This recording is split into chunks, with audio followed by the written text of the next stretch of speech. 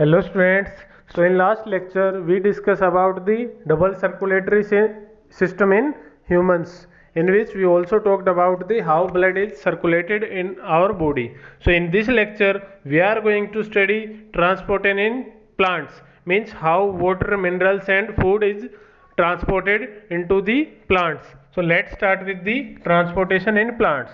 So students, जो plants की body होती है वो इतना कॉम्प्लेक्स नहीं होती, मीन्स जैसे हमें एनर्जी की रिक्वायरमेंट है वो ज़्यादा होती है एज कम्पेयर टू प्लांट्स, क्योंकि प्लांट्स है वो स्टेशनरी है, उनको एक ही जगह पे रहना है और खड़े रहना है, मीन्स उनको कोई वर्क करना नहीं होता, तो उन एनर्जी की जो रिक्वायरमेंट है as compare to animals plant को कम होती है।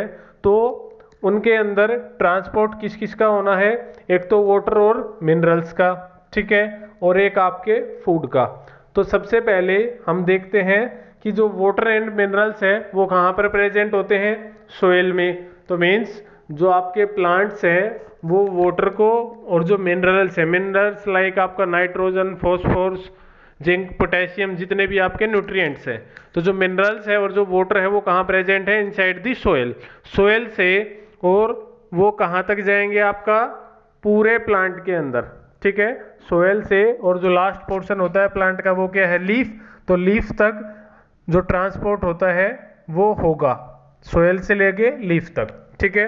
तो इसमें हम देखेंगे कि ये ट्रांसपोर्ट आपका कैसे होगा, कौन सी स्ट्रक्चर्स इनको फैसिलिटेट कराएंगी, ठीक है। तो सबसे पहले देखते हैं आपका कि जो आपका वाटर एंड मिनरल्स है उसके कंडक्शन के लिए, उसके ट्रांसपोर्ट के लिए क्या होते हैं, जाइलम, ठीक है। जाइलम है वो क्या है, एक कंडक्टिंग टिश्यू है। Xylem is a conducting tissue for water and minerals. तो जो आपका वाटर एंड मिनरल्स का जो ट्रांसपोर्ट है वो किसके थ्रू होगा, जाइलम्स के थ्रू, ठीक है। जाइलम में कौन कौन से चार पार्ट होते हैं, चार कंपोनेंट होते हैं जाइलम के, कौन कौन से, ट्रैकिड्स, क्या होते हैं आपके, ट्रैकिड्स, वेसल्स, ठीक है, और जाइलम फाइबर और जाइलम पैरेन्काइमा। इसमें से मेन जो आपका इंपॉर्टेंट है वो है आपका ट्रैकिड एंड वेसल। ये एक्चुअल में कंडक्टिंग टिश्यू है, जो आपका पैरेन्काइमा है और फाइबर है वो हेल्प करते हैं इनकी, ठीक है। तो जो मेन कंडक्टिंग पार्ट है वो आपका वेसल्स होती हैं, ठीक है। जो आपके प्लांट्स के अंदर जो वाटर एंड मिनरल्स का जो कंडक्शन होगा वो जाइलम के थ्रू होगा। जाइलम में भी 4 कंपोनेंट हैं, ट्रैकिड, वेसल्स एंड आपका xylem parenchyma and xylem fibre, ठीक है। और जो मेन कंडक्टिंग टिश्यू है वो है आपका वेसल्स, ठीक है, ट्रैकिड एंड वेसल्स। तो उनसे पास होके आपका जो वाटर है वो कहाँ तक जाएगा, लीफ तक। अब देखते हैं वो कैसे जाएगा, ठीक है। तो जो आपका वाटर एंड मिनरल है वो कहाँ पर प्रेजेंट है, रूट्स के अंदर। तो रूट से क्या होगा, रूट उसको एब्जॉर्ब करेगी, ठीक है। एब्जॉर्ब आपका डिफ्यूजन से भी होता है और ओस्मोसिस से भी होता है, दोनों तरह से जो वाटर एंड मिनरल्स है उनका एब्जॉर्प्शन होता है, ठीक है। फिर क्या होता है, जो आपका ट्रांसपोर्ट होना है एक बार रूट में आने के बाद और लीफ तक, वो कैसे होगा, एक थ्योरी है आपकी ट्रांसपिरेशनल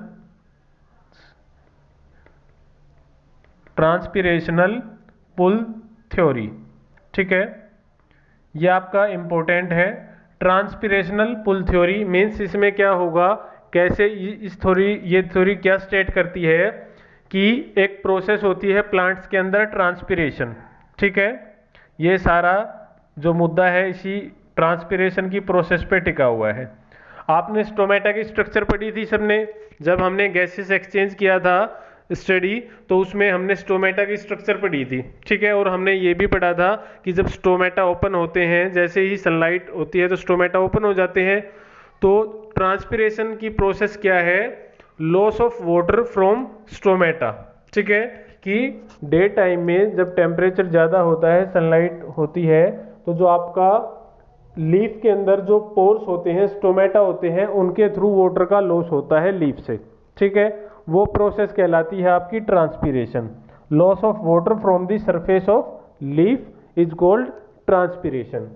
तो अब जब ट्रांसपिरेशन होती है तो मीन्स वाटर का लॉस हो रहा है, तो जो वाटर का लॉस होगा लीफ से वो क्या करता है, एक सक्शन प्रेशर जनरेट करता है, या एक जो आपका सक्शन फोर्स है वो क्या करेगा, जनरेट करेगा। ठीक है, जैसे आपने देखा होगा, आप कोई कोल्ड ड्रिंक पी रहे हो तो आप स्ट्रो से अगर पी रहे हो तो जैसे ही आप उसको सक करते हो तो नीचे से जो आपका कोल्ड ड्रिंक है वो ऊपर आ जाती है, जैसे ही आप उसको सक करते हो। तो ऐसे ही ये ट्रांसपिरेशनल पुल थ्योरी काम करती है कि लीफ से क्या है, वाटर लॉस हो रहा है, मीन्स लीफ के थ्रू वाटर निकल रहा है। तो जब वाटर निकलता है कंटिन्यू लीफ से ट्रांसपिरेशन में, तो उससे एक ट्रांसपिरेशनल पुल जनरेट होता है। ठीक है, एक खिंचाव पैदा होगा जिससे जो वाटर एंड मिनरल्स है वो रूट से और लीफ तक चले जाते हैं due to this suction process और ट्रांसपिरेशनल पुल। ठीक है, एक टेंशन क्रिएट होती है जिससे जो आपका वाटर एंड मिनरल्स है वो खिंच जाते हैं। जैसे हमने एग्जांपल लिया, हम स्ट्रो से, जैसे हम एक वैक्यूम काम करता है ना, वैसे ही आपका ट्रांसपिरेशनल पुल थ्योरी है वो काम करती है। ठीक है, क्यों? क्योंकि बिना सक्शन आपके ट्रांसपिरेशनल पुल के प्लांट की जो हाइट है वो बहुत ज़्यादा है। ठीक है, तो वो ऐसे नहीं जाएगा, उसके लिए ट्रांसपिरेशनल जो पुल है वो काम करता है। ट्रांसपिरेशन में वाटर का लॉस रहता है, उससे आपका सक्शन प्रेशर है वो जनरेट होगा और जो वाटर है वो आपका कहाँ से, रूट से लेके और लीफ तक है वो चला जाएगा। ठीक है, क्लियर है? इसमें आपको दिख रही है ट्रैकिड और वेसल्स, ये है आपका वेसल एलिमेंट्स।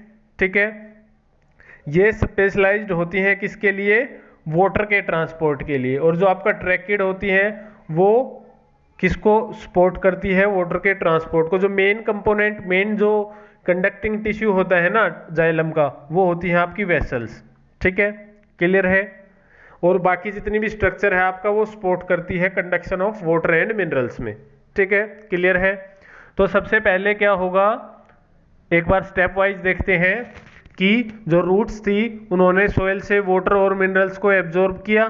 ठीक है, और यहाँ से जो वाटर है वो इवेपोरेट हो रहा है थ्रू ट्रांसपिरेशन की प्रोसेस से लीफ की सरफेस से वाटर निकल रहा है।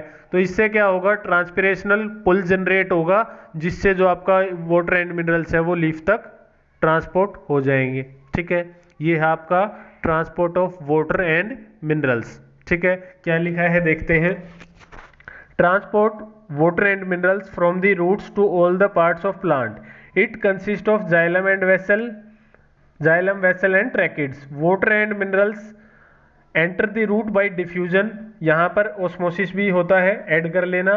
Then due to transpiration the suction force helps in upward movement of water and minerals. ठीक है, जो suction force है वो आपका क्या करती है, इसको पुल करने में हेल्प करेगी। ठीक है, क्लियर है? ये होता है आपका हायर प्लांट्स में, मीन्स जो जिनकी हाइट ज़्यादा है, लाइक यूकेलिप्टस है, बेनियन ट्री है, मीन्स जिन प्लांट्स की हाइट ज़्यादा है उसमें ट्रांसपिरेशनल पुल काम करता है।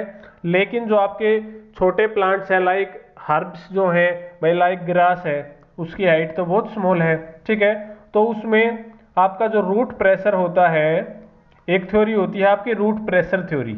ठीक है, रूट प्रेशर थ्योरी से भी काम चल जाता है। मीन रूट्स के अंदर क्या होगा, सपोज रूट ने वाटर को एब्जॉर्ब किया।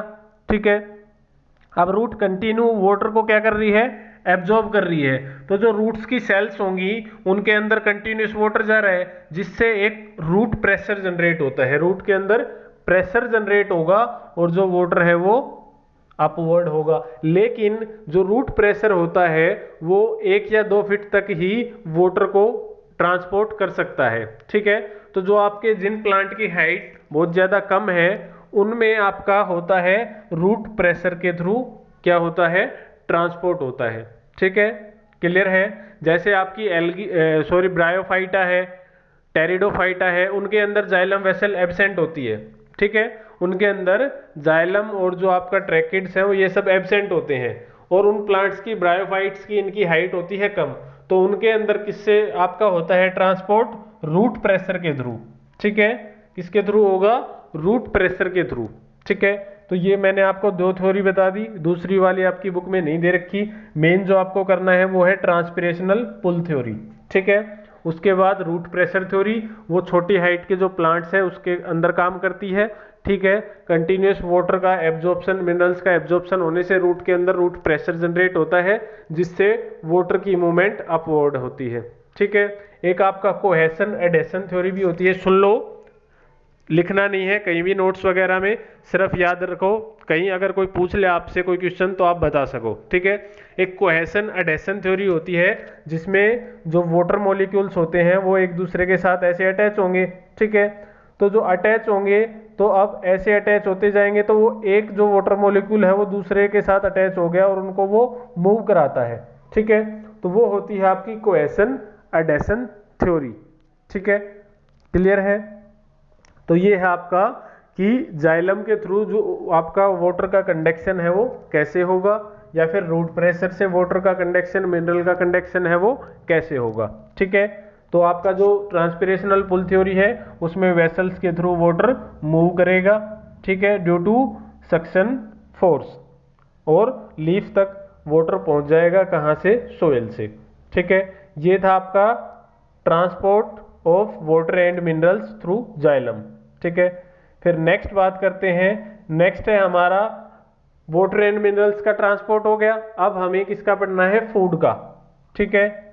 फूड कहाँ सिंथेसाइज होता है प्लांट के अंदर, सबको पता है कहाँ, यस राइट, लीफ के अंदर, क्योंकि हमें पता है प्लांट्स के अंदर जो फूड बनाने की जो प्रोसेस है उसको हम बोलते हैं फोटोसिंथेसिस, और हम छोटी क्लासेस से पढ़ते आ रहे हैं फोटोसिंथेसिस कहाँ होती है, लीफ के अंदर। तो जो फूड है वो कहाँ सिंथेसाइज हो रहा है, लीफ के अंदर, और जो फूड है वो पूरी बॉडी को चाहिए प्लांट की, ठीक है भाई, रूट्स को भी चाहिए, स्टेम्स को भी चाहिए, तो मीन्स लीफ से पूरी बॉडी को जो फूड है वो ट्रांसपोर्ट करना पड़ेगा, ठीक है, क्लियर है। तो जो ट्रांसपोर्ट ऑफ फूड है from leaves to the other parts of plant is called translocation. जो फूड का जो ट्रांसपोर्ट होता है लीफ से अदर पार्ट्स के अंदर उसको हम ट्रांसलोकेशन बोलते हैं, ठीक है। ट्रांसपोर्ट ना बोल के उसको हम क्या बोलते हैं, ट्रांसलोकेशन, ठीक है। इसमें जो ट्रांसपोर्ट कराएगा वो उसको, वो आपका कंडक्टिंग जो टिश्यू है वो है फ्लोएम, ठीक है। वाटर और मिनरल्स का ट्रांसपोर्ट कौन करा रहा था, जाइलम, और आपका जो फूड का ट्रांसपोर्ट है, जो ट्रांसलोकेशन है, वो कौन कराएगा, फ्लोएम। अब फ्लोएम के भी 4 कंपोनेंट होते हैं, कौन कौन से, आपका सीव ट्यूब या सीव एलिमेंट भी बोलते हैं इसको, कंपेनियन सेल, ठीक है, क्या है आपका, कंपेनियन सेल, क्लियर है। फिर ये हैं आपके 2 मेन कंपोनेंट जो फूड का ट्रांसपोर्ट कराएंगे। वैसे 4 कंपोनेंट होते हैं फ्लोएम के अंदर भी, सीव ट्यूब, कंपेनियन सेल, और फिर आता है आपका फ्लोएम फाइबर और फ्लोएम पैरेन्काइमा। जैसे xylem parenchyma, xylem phloem fibre थे, ऐसे ही फ्लोएम पैरेन्काइमा और फ्लोएम फाइबर। तो जो मेन कंडक्टिंग टिश्यू है फूड के ट्रांसलोकेशन के लिए वो है सीव ट्यूब और आपका कंपेनियन सेल। और एक और क्वेश्चन है एग्जाम पॉइंट ऑफ व्यू से, competitive exam point of view से, जो आपका सीव ट्यूब होती है उसके अंदर न्यूक्लियस प्रेजेंट नहीं होता, वो ई न्यूक्लिएटेड होती है, ठीक है, उसके अंदर न्यूक्लियस प्रेजेंट नहीं होता, वो कंपेनियन सेल का न्यूक्लियस यूज करती है अपनी एक्टिविटी के लिए, ठीक है, क्लियर है। तो इसमें क्या है आपका सीव